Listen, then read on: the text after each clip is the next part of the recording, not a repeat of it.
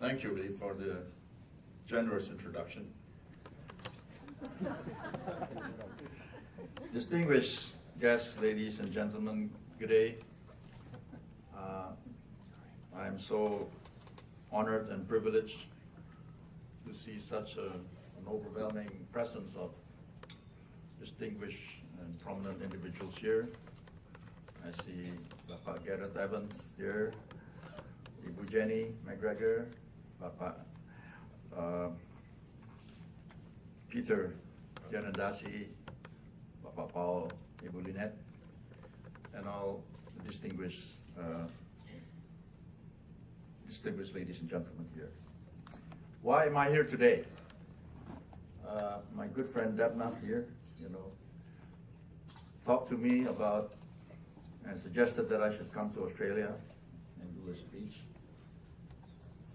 After giving a lot of thoughts, I told him, okay, I'll agree, but under two conditions: that I could speak freely, openly, candidly, and the second condition is I want to meet some business people here in Australia. So he said, no problem, Australian can take, direct talk. So that's why I'm here today. I think if you can talk openly, directly, you can do it with friends. And I consider Australia as our friend. And later on, of course, I invite you to be direct to me as well during the discussion later on. My extended time here indicates just how important I think this relationship is and how much potential I see for partnerships between Indonesian business and Australian. I sincerely hope that there are a growing band of Australians who feel the same way as I do. I really look forward to meeting you. I know that we are not the Indian elephant, we are not the Chinese dragon, but the orangutan is now in the room. And like that gentle giant, I'm going to wander around during this talk. I'm going to explore the issues that stand in the way of our relationship, even if I go around in circles a little. There are some serious issues in our relationship, and they bother me, they make me mad. It is shocking that with our proximity and Indonesia's vast marketplace, we are not in Australia's top 10 trading partners. Very frustrating. How can that be? The UK is in the top 10, though far away. I understand these historical ties.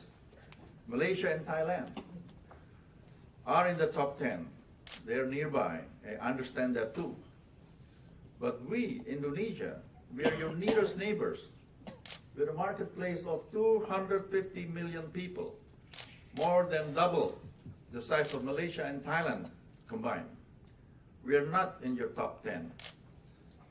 And I struggle to understand that. In fact, we are at the low point, and we need to exert serious efforts to manage our relationship better. If we listen to our media in your country, we would believe that we don't like each other, we don't trust each other, we don't really have a future together. The truth is, as I see it, we need to grow up, we need to be more mature. I sometimes think high school kids would be less likely to make mountains out of molehills than our, politicians. We are nearest neighbors. We have a lot to gain if we are close neighbors, good neighbors. Unfortunately, there are a lot of old misconceptions and old grudges on both sides that stop us from being so friendly. I'm going to try and address the key barriers to real progress as candidly as I can. If you don't talk honestly, we won't define our problems, and then we won't find solutions. I've come here to make friends, but I know that I may also end up with a few enemies. That is the risk I'm willing to take for the benefit of our two countries. I'm not a politician nor a government official. I'm often, in fact, at loggerheads with my own government. So I'm sorry if I don't sound like a diplomat today. I'm a businessman. I think much of our mutual discomforts comes down to the difference in culture. From the Indonesian perspective, Australia is like a Western outpost in Asia. We know you have come a long way from your difficult beginnings and turned yourself into one of the strongest economies in the world. But you have our admiration, our respect. But I'm afraid that there are also negative perceptions that have been stirred up through media coverage of Australians in trouble in Bali and Indonesians, boat captains, illegally entering your waters. The media in both countries have had a lot of fun, sold a lot of newspapers. I just want there to be some better stories about our two countries in our local papers.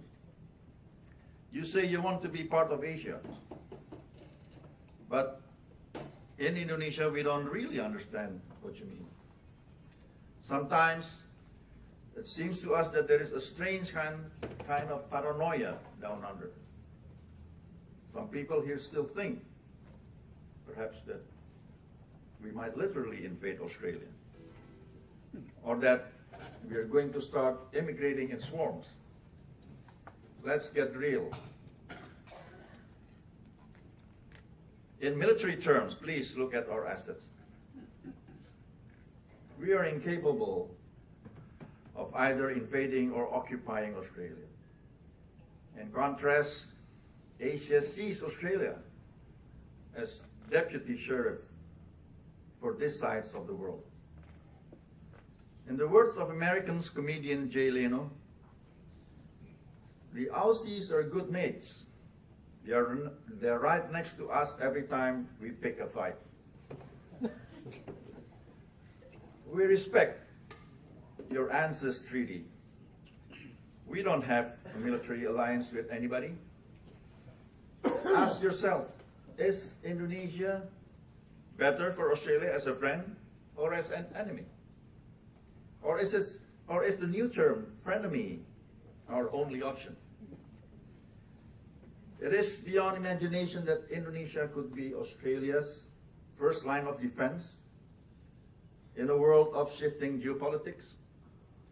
I'm sure you are all reading the news about the ongoing events in South China Sea. In social terms, your actual immigration numbers will confirm my view that we Indonesians are a shy, introverted, not adventurous people. We are the third largest democracy in the world. For a large country, we have a very small diaspora around the world, unlike the Chinese or the Indians. I feel better when I'm told that these are all fears of older Australians, fears that are not shared by your young. That's good to know. That fills me with hope. I will now address the fact that Indonesia is a country with a predominantly Muslim population. Did you know that we have some 24 million Christians, more than your entire population? Among them are army commanders, ministers, governors, leading businessmen and women. We also have millions of Buddhists and Hindus as well. I know that Islam isn't a good word here, and as in many other parts of the world. A billion Muslims around the world are not and cannot be terrorists. That view defies logic. But when Australia joined the invasion of Iraq, I think every Muslim around the world sympathized against what we as Muslims believe is a continuation of the holy wars. I'm troubled that many think that Australians are anti-Muslim, that many Indonesians think that Australians are anti-Muslim. I'm also troubled that many Australians consider us as a nation of terrorists. We Indonesians are very proud of our moderate form of Islam. We are a 15-year-old democracy, but we had a female president well before you had a female prime minister. We are now transitioning yet again to a new leadership team without violence through the ballot box. Anybody who still say that Islam and democracy cannot coexist, they need to visit Indonesia. We are the third largest democracy in the world, and I'm a Muslim.